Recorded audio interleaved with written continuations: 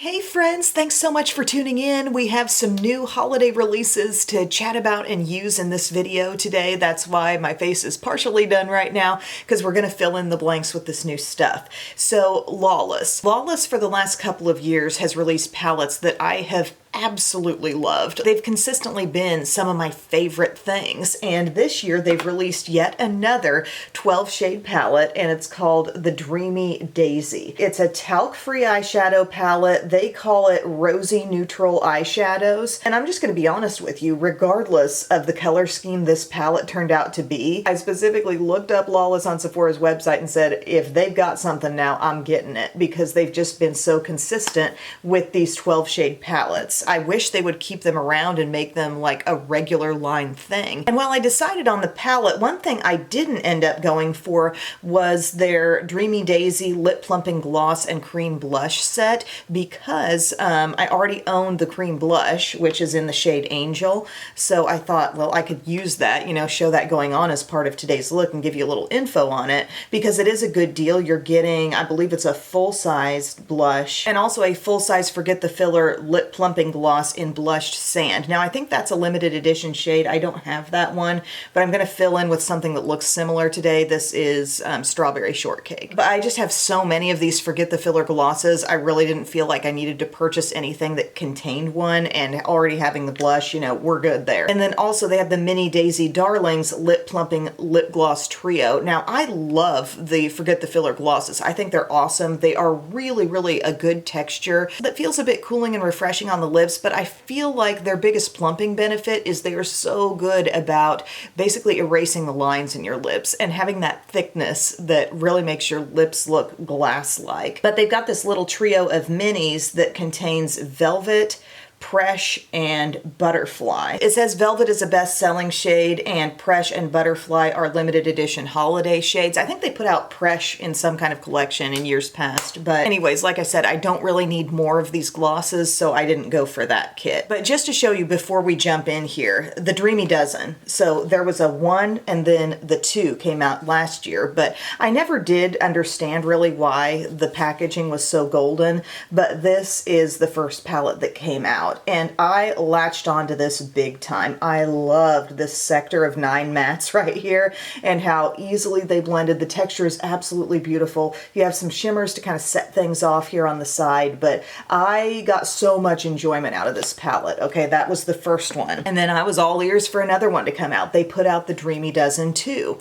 And this one, I remembered saying last year, like I think this one actually has even more range. We have a near black in here, a nice really dark brown. You can create all the contrast you want. There are, you know, a few more shimmers in this one than there were in the first one, but still all of the good transition-y kind of mid-tone shades you need to really make something smooth and beautiful happen on the eyes. So I got great enjoyment out of this one too. Just so you have a little frame of reference, this is what we're coming into now. And once I got this home, I found myself kind of questioning, will I like this as well? Because this is extremely like monochromatic to me. Like I look at all these mattes, you're getting 8 of them, and they look so close. And we're going to get more into talking about that and how this stacks up among the other palettes in this video. But first things first, I feel like I should explain and set the scene for what's already on my face today. So I decided to use my Milani Conceal and Perfect. This is the Blur Out Smoothing Primer. And I actually feel like it did a pretty good job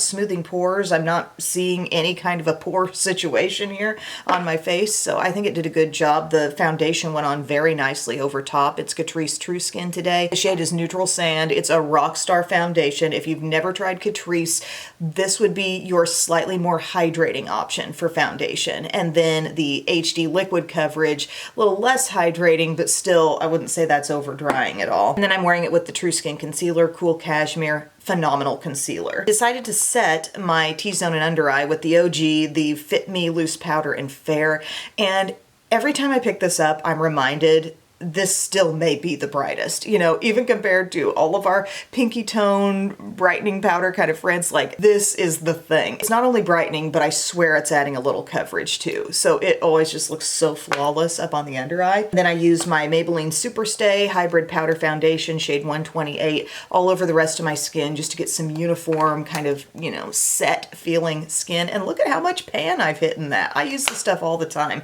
It's velvety, it's rich feeling. When I'm putting it on, I'm not getting lots on my brush because it's just a soft powder.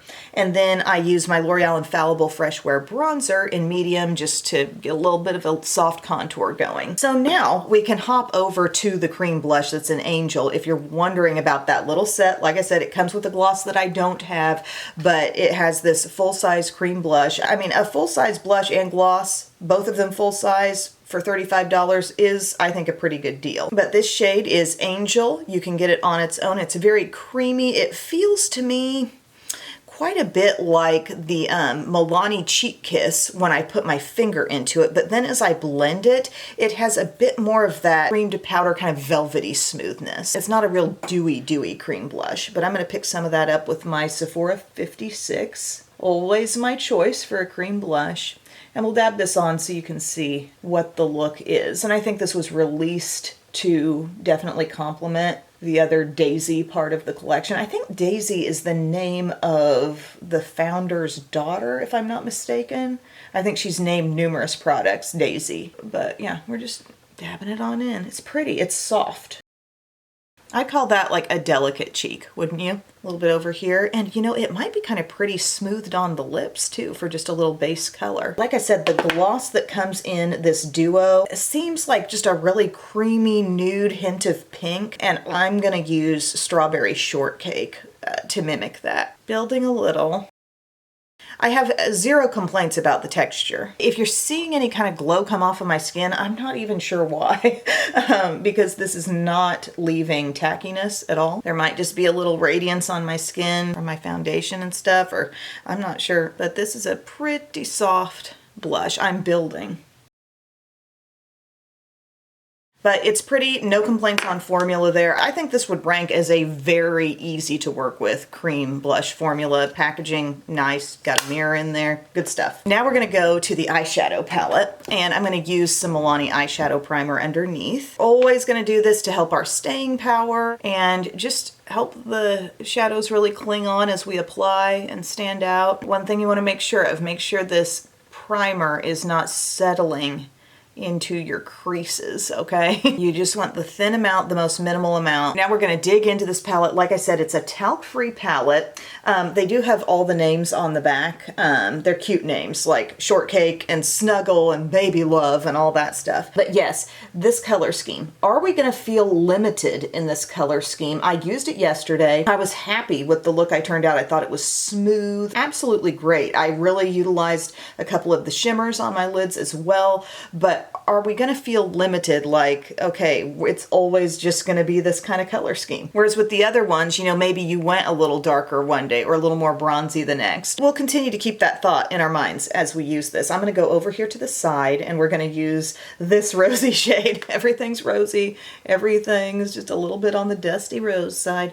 But I'm taking my Profusion crease brush and I'm just gonna work that very easy mid-tone into my crease. The first time using it yesterday, I did feel plenty of ease. You know, I did not struggle to blend anything out and the textures were just like I remembered from past palettes. I did feel like on the shimmers, like they can go hard. While my brush could handle the application, I felt like my finger gave me even more control. But we'll get there. Nice light gentle crease. I do feel like we have options in terms of the intensity level. Like what if you just put this in the crease and then you snuck like a little bit of that shade on the lid? You could have a really soft natural look, but it's still gonna stay in this kind of rosy neutral tone family. You know what I mean? I wanna see some of this shade. This shade in this row seems like the most rosy. These incorporate a little more warmth and brown, but this one, let's try her.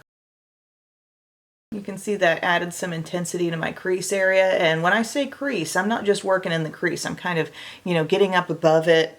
These types of shades are very easy to merge back into your skin tone, as opposed to, let's say, a palette of blues or a palette of greens. Those take a little more finesse, a little bit more thoughtful layering. Here, it's like you could almost dip into any of these mattes and feel like, yeah, with enough blending, that's just gonna ease right back into my skin tone.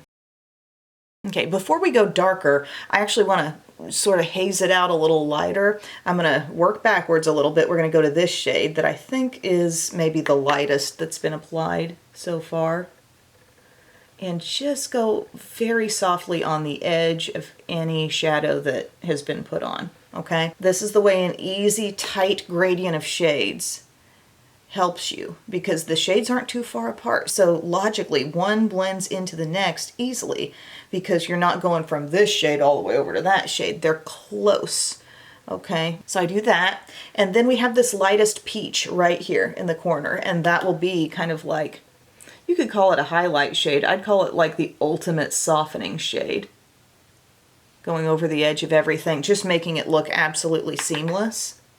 We may even come back to that by the end, because it feels like it's a powder that practically has coverage for its tone, and it's just able to blur lines. And to anybody out there who's rooting for like softer eyeshadow looks and don't make it too dark and dramatic, consider the stopping points in a look when you're watching me do something like this. Consider the fact that like you could be here at the crease, you could put something all over the lid that maybe just kind of neutralizes it a little bit, and that could be your stopping point. But I do feel very compelled to show you all the range that this palette has in terms of depth and darkness, because I think it's very relevant to my assessment of things. So we're going to go to this shade here, which is no doubt the deepest.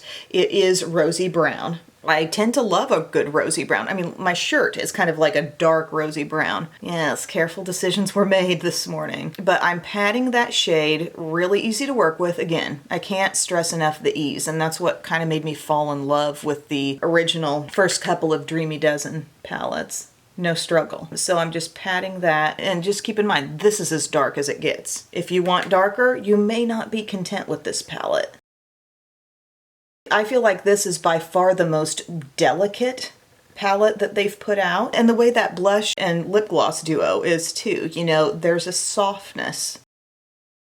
So there I am, just basically taking a flat brush. My Morphe M303 is perfect for having the flatness, but also a little bit of fluff at the end that really directs that shadow right into your crease. But then we can take something that's a bit more pinpointed, like the Profusion Small Pointed brush. Same shade. This shade's gonna get a lot of use from me in this palette. Go directly to the crease, and then I kind of work it out in some small circular motions. And we think about the shape and how we can kind of fan that out.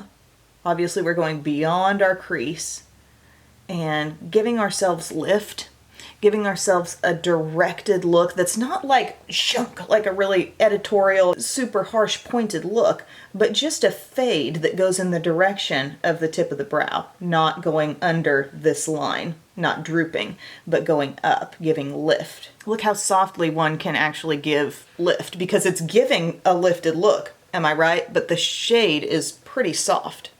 Same color, that deepest appearing one. It shears out really beautifully. Rosy brown for sure. I think this palette would be beautiful just using the mattes, because can't you just picture it sort of staying in this place and being so nice? But we do need to talk about the shimmers. And another thing too that you can do, I'm going back to my crease brush, the original crease brush, and I'm just kind of going over that edge a little bit. I might go to one of these other shades in here. This is kind of like a terracotta. Just get a little bit of that and come in here and kind of consider the inner crease area. It tends to be a difficult spot for me to think about blending shadow, but this is a softer shade than what was put in the outer corner, and you see how really softly, it's like a little pumpkin spice just coming in right there. It's this color, okay? Little bit lightly. Do not scrub into these shades with your brush. They're soft. They're not intimidatingly soft, but just a tap in will do ya, okay?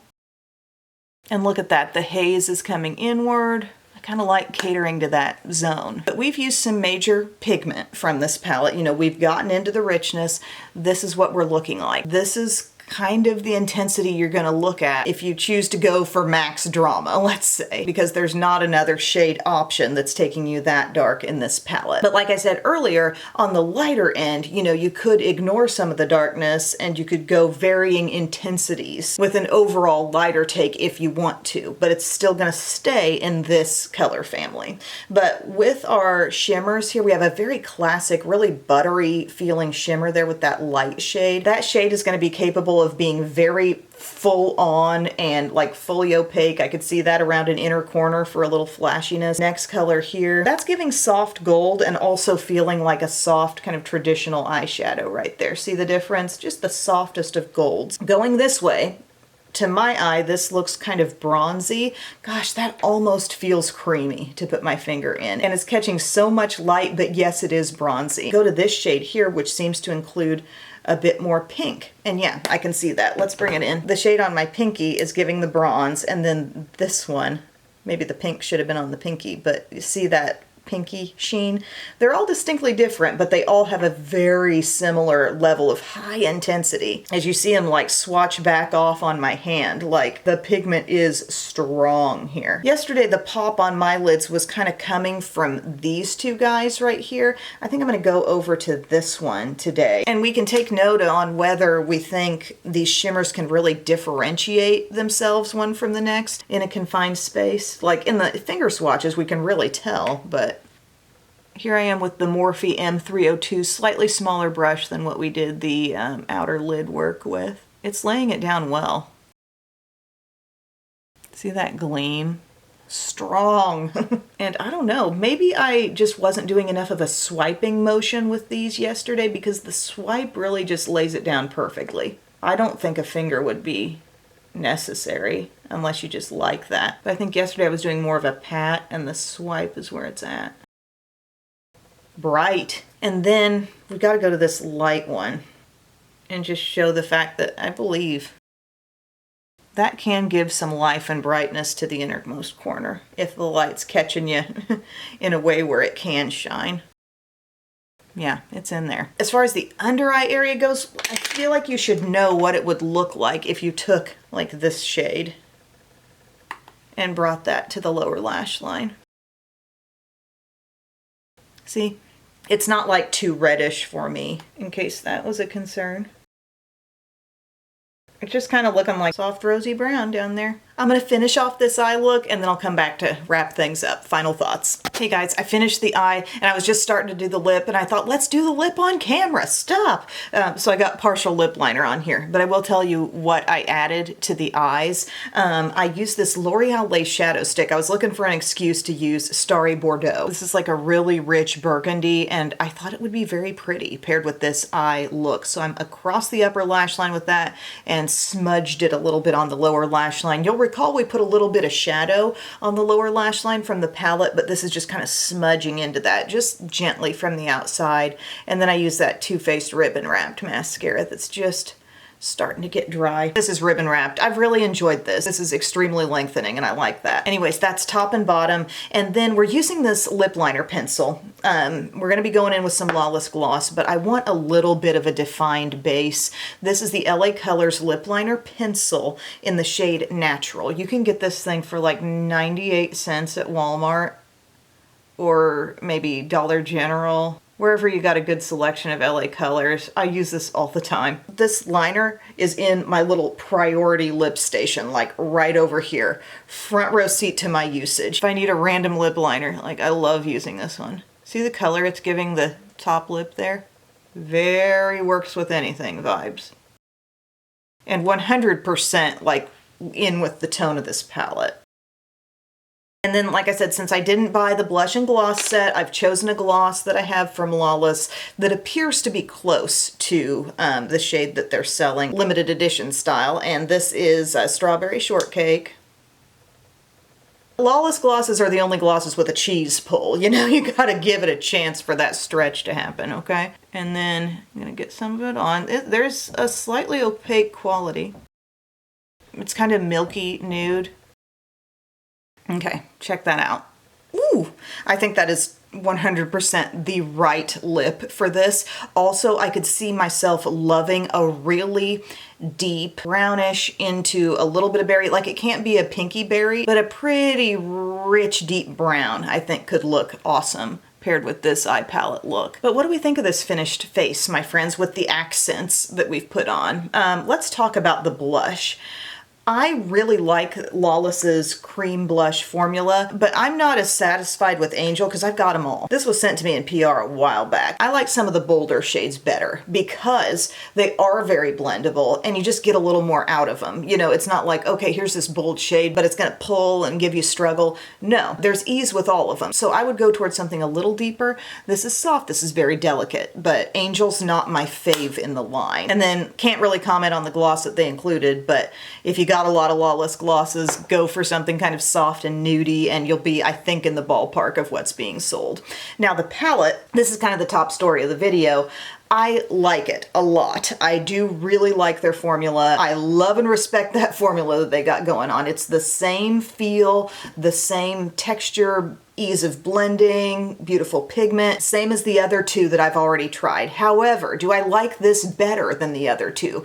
Just for the color selection. For that, I would have to say no. I really appreciate the range in the other ones a little bit more than this. I'm just being honest. I look at Dreamy Dozen Volume 2 and I think, you know, like that's giving me maybe like a rosy brown in there, but more directions I could go. You know, it could be taupey, it could be bronzy, it could have black incorporated. Like there's richness potential. Even the Dreamy Dozen 1, I think, gave me a little more range. So if you own either of these, just know that I'm kind of ranking them ahead of this one for shade selection, and just knowing it's always going to be this tone. You could make it softer, you could make it a little darker, but it's always going to be kind of a rosy brown tone. The shimmers are really good in here. And like, I can tell that, you know, what's on my lid right now, on my inner lid, is a very like brightening pinky tone. And it could have been a little bronzier, or it could have been that soft gold. I'll recognize that. But just ask yourself, is this the look for you? What I will tell you though, looking at that middle row where you think everything looks kind of the same, I've got each of those on my finger and they're all a little different from the next, okay? More brown, more warm brown, more rosy, more deep rosy brown. They look tight, they look close, but they're each different enough.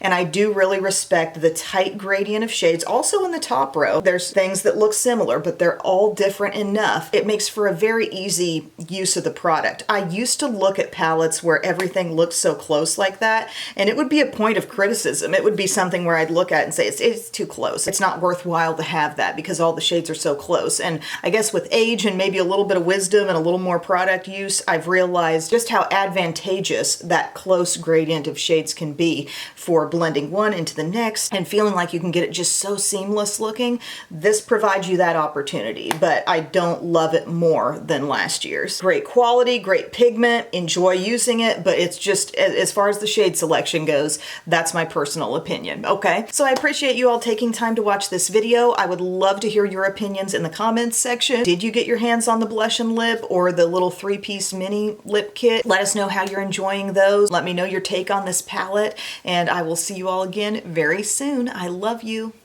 Bye.